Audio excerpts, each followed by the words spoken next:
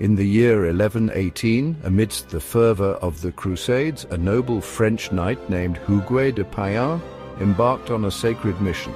Along with 8 other knights, he formed a small and devout order dedicated to protecting Christian pilgrims journeying to the Holy Land. These men called themselves the Poor Fellow Soldiers of Christ and the Temple of Solomon, a name that would later be shortened to the Knights Templar. Jerusalem, the holiest city in Christendom, was a dangerous place for pilgrims. Bandits and marauders preyed on the faithful, often targeting them for robbery and violence.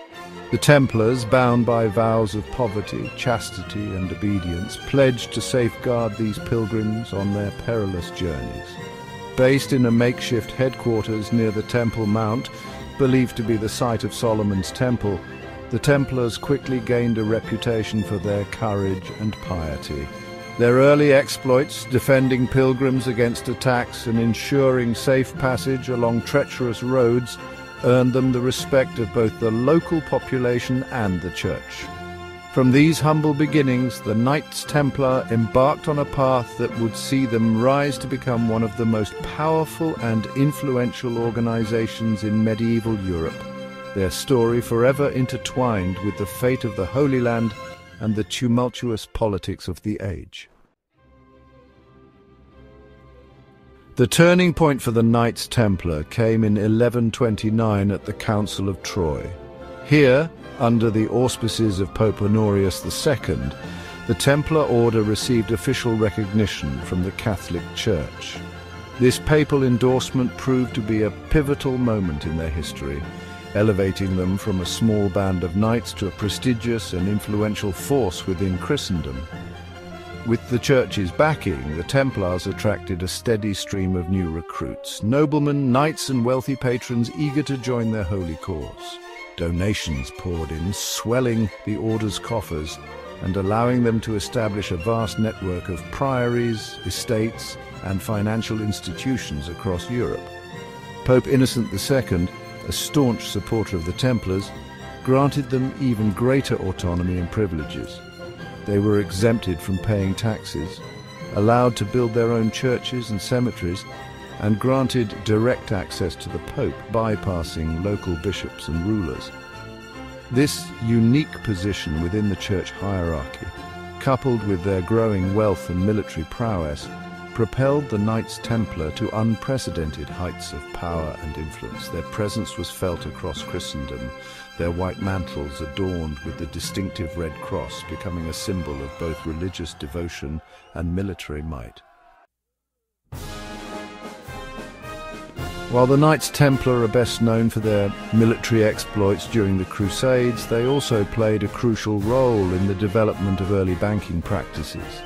Their vast network of priories, strategically located across Europe and the Holy Land, enabled them to create a sophisticated system for transferring funds and managing wealth. Pilgrims traveling to Jerusalem could deposit their valuables at a Templar preceptory in their homeland and receive a letter of credit. Upon reaching the Holy Land, they could then withdraw the equivalent amount from another Templar establishment, thus avoiding the risks and dangers of carrying large sums of money. This system, a precursor to modern banking, proved to be remarkably effective and greatly facilitated the flow of money throughout Christendom. The Templars' financial acumen extended beyond money transfer. They engaged in lending, investment, and even real estate, amassing considerable wealth and influence in the process. Their military prowess, however, remained their defining characteristic. On the battlefields of the Holy Land, the Knights Templar were a force to be reckoned with. Clad in their distinctive white mantles, they were renowned for their ferocity in battle, their unwavering discipline, and their unwavering commitment to the Christian cause. Section 4. Seeds of Suspicion, Whispers and Accusations.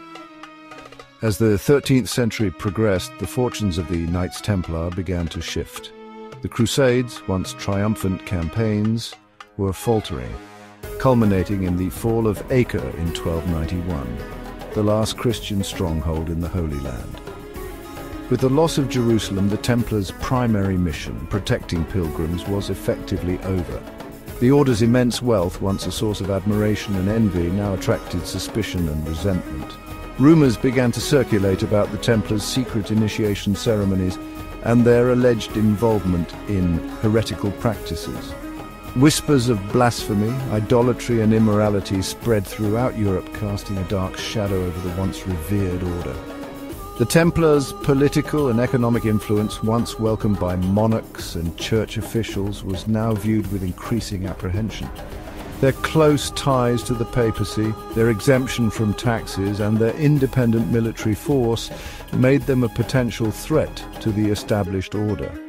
It was in this climate of suspicion and paranoia that the enemies of the Knights Templar, driven by greed, envy, and a lust for power, began to plot their downfall.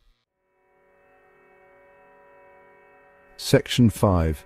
The Iron Fist of Philip, a King's Greed. Among the most powerful and ruthless of the Templars' enemies was King Philip IV of France. Philip, burdened by massive debts incurred through years of war and extravagant spending, coveted the Templars' wealth and saw in their downfall an opportunity to extinguish his debts and solidify his power. In a carefully orchestrated move on Friday, October 13, 1307, Philip unleashed a wave of arrests across France, targeting prominent members of the Templar Order. Accusations of heresy, blasphemy, and immorality were leveled against them, charges based on flimsy evidence and coerced confessions extracted through torture. The Templars, taken completely by surprise, were ill-prepared to defend themselves against the might of the French crown. Their Grand Master, Jacques de Molay, was arrested, along with hundreds of other knights. Their properties were seized, their assets confiscated, and their reputation tarnished by a relentless propaganda campaign orchestrated by Philip's agents. The swiftness and brutality of Philip's actions sent shockwaves throughout Europe. The Knights Templar, once considered invincible, found themselves at the mercy of a power-hungry king determined to destroy them. Section 6. Papal condemnation, the Templars' fate sealed. King Philip IV, a shrewd and ruthless politician, knew that to ensure the Templars' demise, he needed the support of the Catholic Church. He exerted immense pressure on Pope Clement V, who, fearing for his own safety and the stability of the Church, eventually bowed to the king's demands. In 1312, under duress from Philip, Pope Clement V issued a series of papal bulls that effectively dissolved the Knights Templar.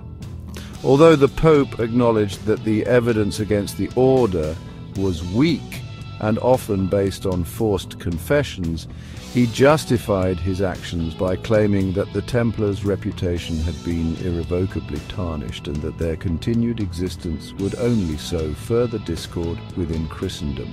The Templars, once the darlings of the Church, were now condemned as heretics and their order suppressed.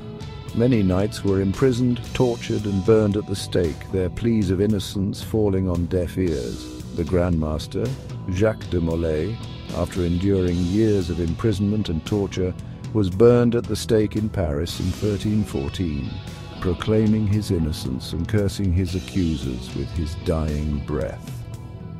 With the Templar Order officially dissolved and its leaders either dead or imprisoned, their vast wealth was absorbed by secular authorities, primarily King Philip IV, who used it to further enrich his coffers and consolidate his power.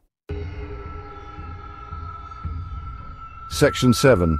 A legacy shrouded in mystery and intrigue. The sudden and dramatic downfall of the Knights Templar, once the most powerful and influential military order in Christendom, sent shockwaves throughout medieval Europe. Their story, a tale of piety, courage, ambition, betrayal, and ultimately tragedy, has captivated historians and storytellers for centuries. Despite their suppression and the relentless propaganda campaign waged against them, the Knights Templar left behind a legacy shrouded in mystery and intrigue. Rumors persisted that they had discovered hidden treasures during their time in the Holy Land, secrets passed down through generations of initiates. Some historians believe that the Templars may have unearthed ancient artifacts or sacred relics beneath the Temple Mount in Jerusalem. objects of immense religious or historical significance. Others speculate that they stumbled upon lost knowledge, perhaps even the secret location of the Holy Grail, the legendary cup used by Christ at the Last Supper. While no concrete evidence supports these claims, the enduring allure of the Knights Templar and their alleged secrets continues to fuel speculation and inspire countless works of fiction, conspiracy theories, and popular entertainment.